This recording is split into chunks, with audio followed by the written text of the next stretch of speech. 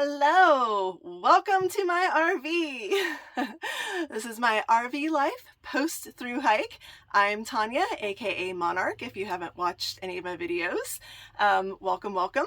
I completed my 2022 AT Thru-hike on September 8th. I began on March 3rd, and it is October 2nd today, and I spent some time in Maine after completing my thru-hike, and I've been back getting into my RV, getting things reorganized and cleaned, ready to hit the road with some more travel adventures. And I've been working on continuing my daily vlog on my Appalachian Trail Thru-hike playlist. You'll see, if you've been a follower for a while, as I upload this video, I'm separating my Appalachian Trail Thru-hike playlist into pre-thru-hike and all of my gear prep and trail magic and things that I did before the hike, and then just the hike, and then now post-hike, things like this, which is going to be my gear review. So I have been cleaning and organizing and starting to put my gear where I keep it for traveling, and was like, you know what, I have everything out. Why put it away to get it out again later? And everything's fresh in my mind, so I'm going to go ahead and do my gear review videos. And yes, that is plural videos rather than one super long gear review video, because I've watched the ones that are 90 minutes long. I'm going to try to separate them into 4 different categories, so you can pick and choose what you're interested in hearing about for the gear review, and hopefully this will help future thru hikers. So first one, part 1, is going to be the big 3. That is your shelter, your pack, and your sleep system, as well as some other systems, as we like to call them. My cook system, food system, water filtration system. I think that's it I'm going to do in that video. Video number 2 will be all the other gear. That encompasses a lot, but all the other gear, including rain gear and boots and shoes, same thing, socks.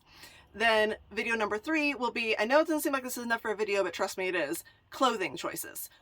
Winter to summer, switch out, layering, and your accessories, things like mittens and buffs and hats and things like that, which, trust me, there's a lot more that goes into that than you might think about pre-thru-hike, and I can't tell you the number of people that did not test their clothing and their layers and were buying things on the trail and sending things back home. So winter and summer with that. And then my last one will be for people who are interested in learning about thru-hiking with dogs. I did complete my thru-hike with my dog Zobi. He's a little 5-pound fluff ball who is sleeping behind the camera right now, so I'm not going to wake him up. And yes, he did the entire trail, minus the Smokies and Baxter State Park. And so I've been getting a lot of questions and answers on that, so I'll answer those as well as go over his gear, what worked, what didn't, and what I would love to see changed. So those are the 4 videos I'm going to make, and we will start here any minute. All right, here we go. This is video number 1, and that is going to cover the big 3. That is your shelter, your pack, and your sleep system, and other systems. Cook, food, water, essentials, basically. You need, these things are the big ticket items and what you really need to have down. Okay, so for my pack, I chose, and I loved and had no problems ever on the trail with, my Gossamer Gear Mariposa. This is absolutely a winner bag in my opinion, and I think in a lot of other thru-hiker opinions, because this was a very popular bag on trail. As a matter of fact, the day I started, the 4 women I spent my very first night with and hiked a little bit with on trail, out of 4 of us, 3 of us had the Gossamer Gear Mariposa, and I saw them all the way into Maine. Section hikers using them, thru-hikers using it. So I'm just going to quickly go over some of my favorite characteristics. I might actually do a whole separate video on some of my big 3 and what I liked and disliked. Honestly, there really isn't anything that I disliked about my pack. I'll try to get back a little bit so you can maybe see a little bit more of it. There is a lot. This is a 60 liter bag, so there is a lot of packing space in here. And what's great about it is that you can fold it down and use less of that space, and they clip. These little thingies clip right here, and then you can cinch them or pull them up if you need more space. So if you want to use this bag for a different thru-hike where you need a bear canister and you need some place to put like that big roll, there's plenty of room to have all of your gear in here and put your bear canister still in your bag and tuck this over top of it. So that's one of the reasons I bought this, because I fully intended on using it after my thru hike, as long as I liked it, which I did. And I want to do hiking out west in a lot of places where bear canisters are required. So definitely like that feature. There's also this top zipper right here, which I will say, if you don't have a pack cover on it when it's raining, this top pocket does get wet, so anything that you have in here, make sure that it's in a Ziploc bag or some other type of waterproof bag, or it doesn't matter if it gets wet. So I kept my toiletry items in here, as in like actual toilet items, tissue paper, toilet paper wrapped. I usually put it in 2 Ziploc bags. Vaseline, just sorry, TMI, but Vaseline's kind of important on the trail. You chafe. You're just going to chafe. At some point in 2,200 miles, you are going to chafe down there. It's just going to happen. And Vaseline is the best thing that works. And yeah, trowel, all that kind of stuff went in there. So that was one of my favorite things about it. The other thing, I really wanted to have a pocket on the back, which most packs come with a pocket on the back, but I didn't want the whole back to be my pocket. You can still see this is actual stuff from the trail. I haven't unpacked yet. So I kept a whole bunch of miscellaneous things in this that I needed to grab easily. I loved the big side pocket. This was a necessity for me. I did not want my tent in my pack. I wanted my tent outside of my pack, which either meant rolling it up and putting it on top, or I really wanted a big side pocket. So this was able to keep my tent. I also put my umbrella beside my tent in there. And then 2 side pockets on this side. The only problem I had, and it's not a fault of Gossamer gear, any pack would have ripped. I was boot scooting a lot in New Hampshire and Maine, and the bottom pack or pocket just eventually ripped out because I was scraping it along rocks constantly over and over and over again. But you know what? The actual bottom of the pack itself never gave out. So I do have a teeny little tear to repair down there. But yeah, the pocket finally ripped. I tried to repair it with some gear aid. It worked for a couple of days. Then I had to do a river crossing in Maine like you do all the freaking time, and it got soaking wet, and then it rained and it stayed wet, and the gear aid fell apart on it, and I just was like, screw it, I'm in Maine, I'm almost there, I'm just gonna live without this bottom pocket. But I kept my stove in this bottom pocket, and I kept my water system in my smart bottle and my CNOC in the top pocket. Or if my CNOC was full and I was doing a water carry, then I could put it in here on the top of everything else, roll it down, plenty of room. And one of my favorite things about this pack is there is a sit pad. Like, what's this thing called? A sit pad on the back that gives, you can take it or leave it. It does give a little extra back frame support, extra padding for your back. And I actually never really used it as a sit pad, but this was Zobi's pad, my dog. So he laid on this, and this is also his pad at night to sleep on. So love that I had that. It was comfortable. I never had any problems. You can see there was one little tear right here, if you can see it. One little tear right here that happened kind of early on and never got any bigger and never bothered me. Lots of all these little thingies that you can attach your carabiners, your different things. You can attach all kinds of stuff if you don't mind having things hanging off of your chest. I hate having things hanging off my chest. So a lot of people will do the phone pack and put their phone right here. I bought that, hated it. But I tested that ahead of time, so I didn't bring it. And then, what was the other thing? Oh, water bottles. A lot of people have like a phone pack and a water bottle. I just don't like things hitting me on my chest while I'm hiking. But there's the attachments for that if you want. Then I love that it has nice big hip pockets. Oh, you know what? I will say the clasp also finally broke in Maine. I think that was a Mahusik notch casualty. I bought another thingy at a, what's this called? I just said it. Whatever this thingy is called. I still have hiker brain. Forgive me. But anyway, I bought this at an outfitter. It was super easy to slide right back in, and it worked, got me to Katahdin, and I'll continue using it. I love that it has nice big hip pockets. In my right pocket, I carried essentials that I needed to be able to grab easily, like Advil, chapstick. My phone sometimes, if I didn't have a little side pocket in my pants, was I preferred. But to keep my phone in there, especially when it was raining, I kept my phone in there. Bug net, bug spray, things that I just needed to grab easily was always in my right pocket. Left pocket was snacks, and it's a big pocket that I could get a full day's worth of snacks in that pocket, and I didn't have to worry about grabbing my food bag out on breaks, which a lot of people, that's actually something that causes them to not eat as much on trail as they should be, is the food bag a lot of times is like the linchpin in the way that your entire bag is packed.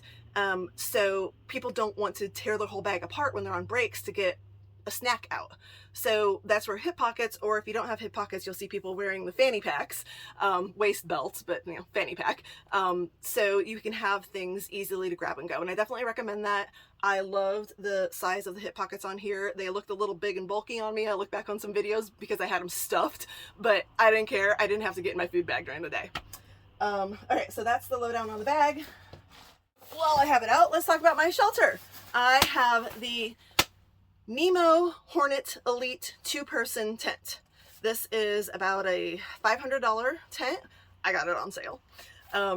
I love it. You need to love your shelter. This was my little cozy home. There was enough space in it. I am the type of person where I bring everything inside my tent. I didn't have anything sitting outside except like my trekking poles. I can't stand the thought of critters crawling around in my stuff. So I didn't leave my shoes out. I didn't leave my camp shoes out. I didn't leave anything out. I brought everything inside. And even if it was muddy.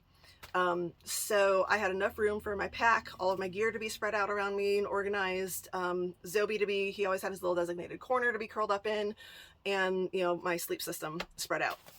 So I'm not going to bother pulling everything out to show you the actual tent pieces. I'll just put a picture on the screen of my tent in action on the trail. I love that it has 2 vestibules, one on each side. So no matter how I needed to set up, I could enter either direction. There were some times where I was set up like just because of space and trying to get other tents in and you know, things like that, that like one of my vestibules, I would just go ahead and just like put it over like a big weedy brushy area and know that's not the tent, that's not the side I'm going to enter from. But I still had it up and out for, you know, rain protection with my rain fly. I had it, you know, to the right pitch, but I would use the other vestibule as actually being my exit and entry. It's super lightweight. I think it's under 2 pounds. I'll figure out what the actual poundage is and put it on there, but I'm pretty sure it's under 2 pounds. Oh, that's the other thing. The Gossamer gear is also like right around 2 pounds or under 2 pounds. So this was like 4-ish pounds, just these 2 items, which is awesome. I mean, these are in the ultralight category. You could get away with a 1-person tent, a little bit less expensive and less room and less weight, if you don't mind having some of your stuff outside in your vestibule. But I didn't. And I also had the dog, which was extra gear as well. Okay, let's talk sleep system. Sleep system. Okay, so I did a different sleep system winter to summer. I'm going to link back to, I did a whole bunch of gear reviews before I ever got on the trail because I tested everything. So I'm going to link back to some of my videos where I'm talking about this. And one of the big switches that I made prior to getting on trail was actually getting 2 sleeping bags. I did not want to spend the money. Trust me, I did not want to spend the money. I fought myself on this. I'll link back to the video as to why I decided to do it. I sleep very cold. I wanted to do the whole thing with the purple bag as the Enlightened Equipment Enigma, and I was just too cold. I tested it in February and I was starting March 3rd, and I was just too cold. I was freezing. I couldn't sleep. There's no way I was going to get through the first 2 months on trail with that bag. Even with this Sea to Summit fleece liner. I'll get back to that. I'm gonna start with the pillow because it's in my hand. I actually tested 3 different pillows. A Nemo, a Sea to Summit, and this one is an X-Ped. I like this one way better than the Nemo and the Sea to Summit, which are like more name brand and you see other people carrying on trail. It has a velour side. It's really easy to blow up. It packs down super small. It's like, seriously, the bag is like this big and it packs down into it. The other ones were like 2 and 3 times that size, and you got to start thinking about size in your pack. It was also lighter than all the other ones, and all you have to do is just adjust the amount of air that's in it for how like soft or hard the pillow would be. And I love it. I have used it not only on trail, I've used it on a plane. I've used it for car camping. It's been great. Speaking of car camping, I also have used my sleep pad for car camping. I have the ever popular Thermarest Neo Air X Lite, and this is the wide version. And I didn't care that this was some extra ounces. I'll go back and find how much it actually weighed and what the R rating is. It is a lower R rating than the women's, but it is wider than the women's. And I toss and turn at night, and there was no way, like, this barely was wide enough. Like, I knew there was no way that something that narrow I was ever going to be comfortable on. Plus, I also knew that on the coldest of nights, I was probably going to bring Zobi into my sleeping bag with me. So I needed a little extra space for him to curl up with me, you know, beside me or down by my legs or whatever. So this was awesome. And I've also used it car camping. Put the back flat and throw this in an SUV, put the back flat and throw this back there, and I slept great. That's what I did in Maine after I summited Katahdin. I went over to Acadia and did a bunch of car camping and used my gear, and it was great. So definitely highly recommend this. Okay, I will say this. Other people had problems. I've seen it online. I didn't actually meet anyone on trail, but I've seen a lot of posts about it online that they get the little pinholes in this. Never did.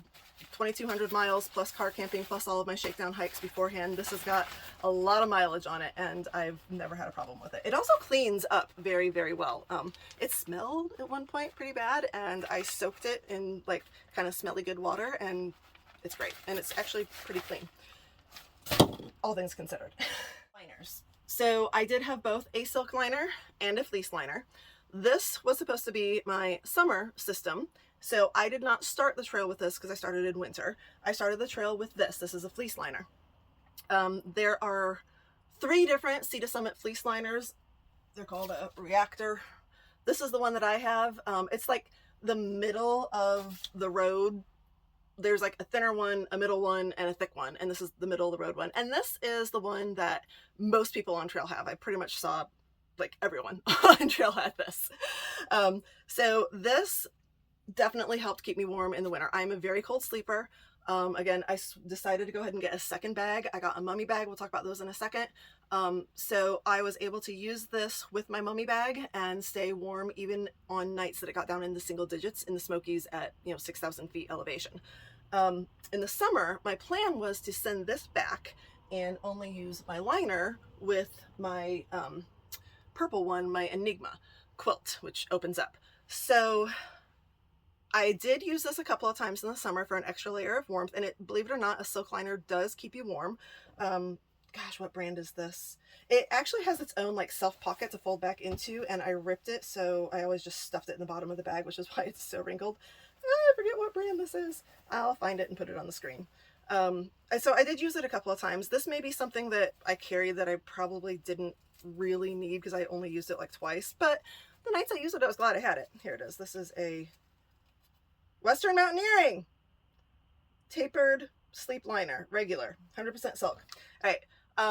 So I ended up keeping this through the summer and carried it all, the entire trail from Springer to Katahdin, because I also use this for Zobi.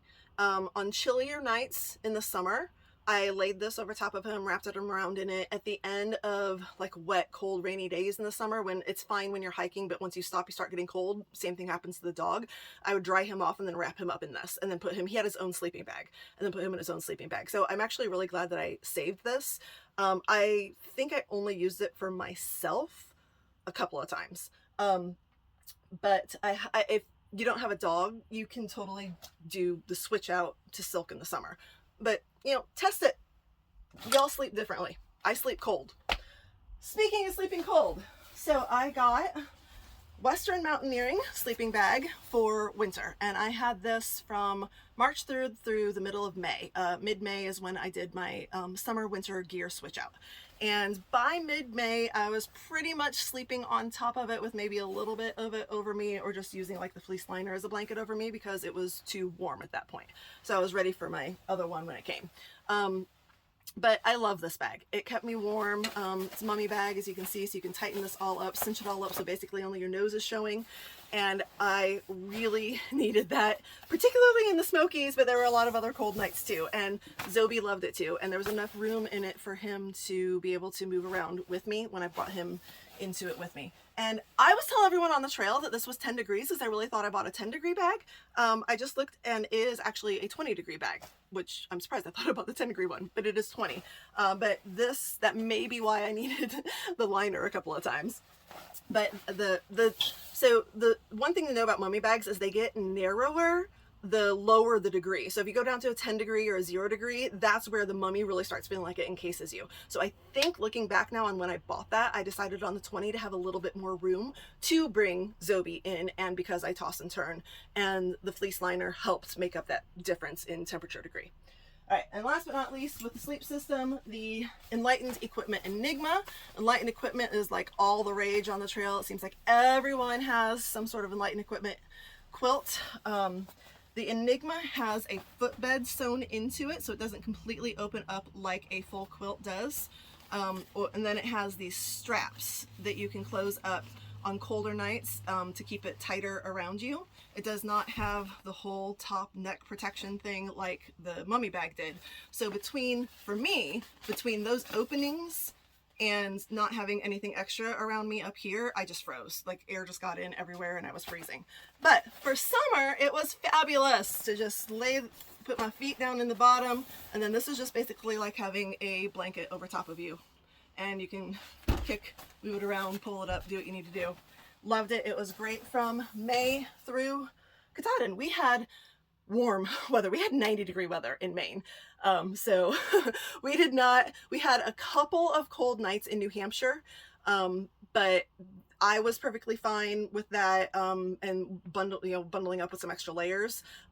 Stan got cold. My hiking partner Stan got cold those nights in New Hampshire. He's crazy. He sent his whole sleep system back of, he didn't have a quilt at all, and he just slept in his fleece liner all summer long. I can't do that. More power to people who can. I can't do that. Okay, let's talk food. Food. All right.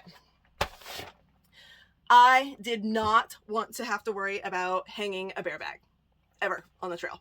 I also did not want to have to worry about having a bear canister and the extra weight and the bulkiness of it. So I splurged, and I do not regret it at all. This is one of my favorite purchases. This is the Ursack Almighty. It's like around $160. I know, $160 to carry your food. Totally worth it. It's supposed to be bear proof. I don't know if it is or not, because I never had a problem with a bear trying to get into it.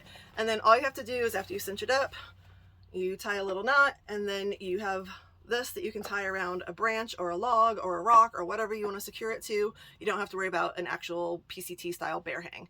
I also went the extra mile with, it's got a super heavy Velcro opening. I went the extra mile with getting an OP sack. It's OP sack. Ha! Look! I have a meal left. This is an OP sack liner. Supposed to be odor proof. It seals really tightly at the top. Again, with this combination, I did switch the OP sack out. It finally started to get some tears and stuff in it about 3/4 of the way through the hike. So I switched it out. I also had a smaller OP sack, about half this size, that was my trash bag for odor free. So yeah, confession, I slept with my food because everybody on the trail does, just keeping it real. But I also kind of felt a little safer because I didn't just have it in like a regular dry sack or whatever. I had it in, supposedly a scent free bag and a bear proof bag. But honestly, like out west with grizzlies, I probably wouldn't do that. Just saying. I don't know. I'm being terrible right now. But I'm just being honest. I'm keeping it real. I'm real in my vlog. I'm real in my gear reviews, my videos like this. This is what I did. This is what everyone did. I don't know a single person on trail who can honestly say that every single night they were on trail from Georgia to Maine, they either put their bear in the bear box or hung it. This didn't, especially if it's cold and rainy. All right, so love it. Totally worth the purchase. Ursack Almighty, OP sack liner. Food. Let's cook it. All right, so I have a Tokes Titanium 750 milliliter. Some people had the bigger ones. I think it's 950 milliliter. It's squattier and rounder. The square ramen fits like perfectly in that. I never ate ramen once on the trail, just saying. This can also be a mug. I did use it as a mug. I use this to boil water. I use this to eat in, which Stan and I had difference of opinion on that. He only uses this to boil water and does not cook in it because he doesn't want it to, like, he doesn't want to have to clean it, and he didn't want it to, like, I don't know, get funky or whatever. It's not funky at all. So I don't know. We laughed about it constantly. All right, what I kept inside it then was, I flew, so I had to get rid of my fuel, but a 4-ounce fuel can fits perfectly in this, and I would always wrap it up in a bandana. I use this bandana for cooking only. Lighter, and my stove. So this was something that I changed during the trail because I had to. I started out with, I can't even remember what kind of stove I started out with. A Snow Peak was the brand stove, and about probably 2/3 of the way into the trail, I think in Massachusetts, I was screwing it in and it just wouldn't screw in to the fuel canister. I thought it was a bad fuel canister I had just bought because it worked fine.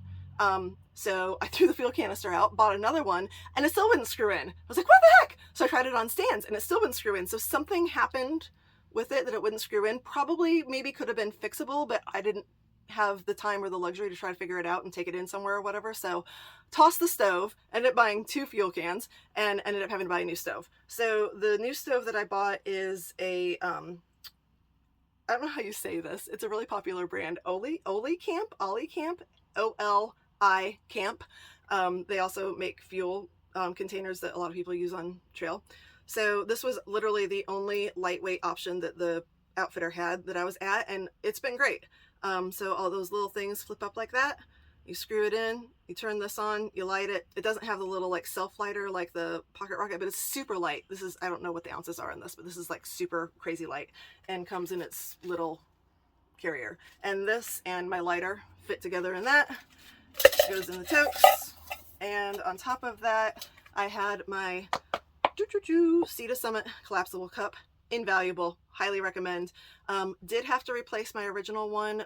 It got little pinholes around some of these little places where it collapses. Stan's had the same problem, so I think we both had to buy new ones at some point on the trail, but they're not that expensive and totally worth it. One thing I don't have out right here is I also had the long-handled titanium spoon. Had to buy a new one on trail because I accidentally threw mine away one day at a Trail Magic where they were collecting trash, and I had it in my trash bag for some stupid reason, and I just emptied the trash bag and there went my spoon. Didn't realize it until I was cooking that night.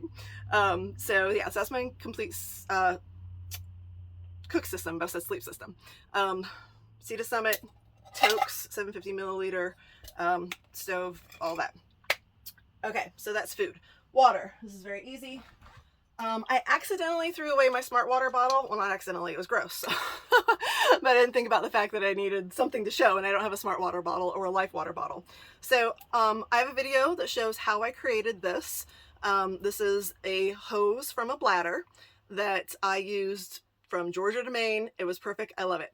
I do not drink enough water at all. If I have to stop, pull my water bottle out, take my pack off or anything like that, which is why I tried the front thingy. I hate them. I just hate having anything banging against my chest. I haven't found a pack where I can reach and grab it. So bladders work for me, but I didn't want to deal with a bladder on the trail. And you know, the way the smart water system and everything works. So I found online a video on YouTube, and then I made my own video on how to make your own, I don't know what you call this, like bladder system with a smart water bottle or life water bottle, either one, if it's both. So this is a sports cap. Let's see, still see how it has the sports cap. I just tore the, flippy part of it off.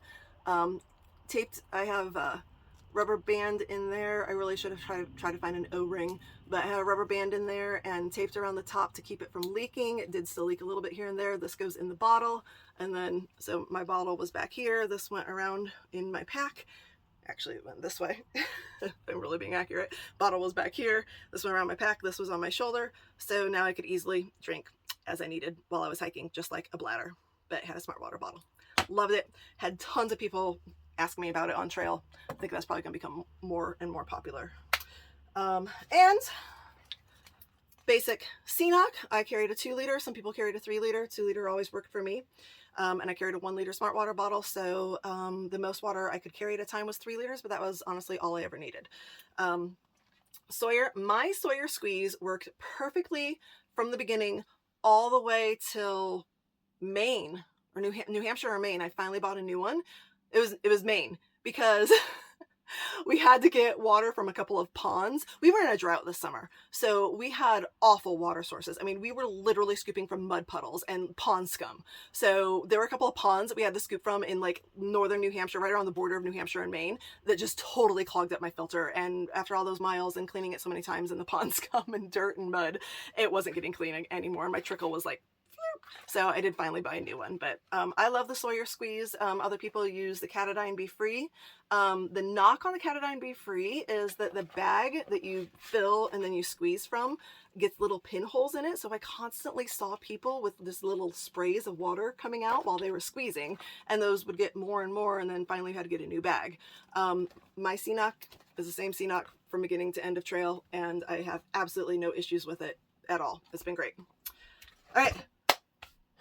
Last thing, this doesn't really fit into any system other than it just needs to be done, and I think it kind of goes with the bag, I guess. I don't know. Trekking poles.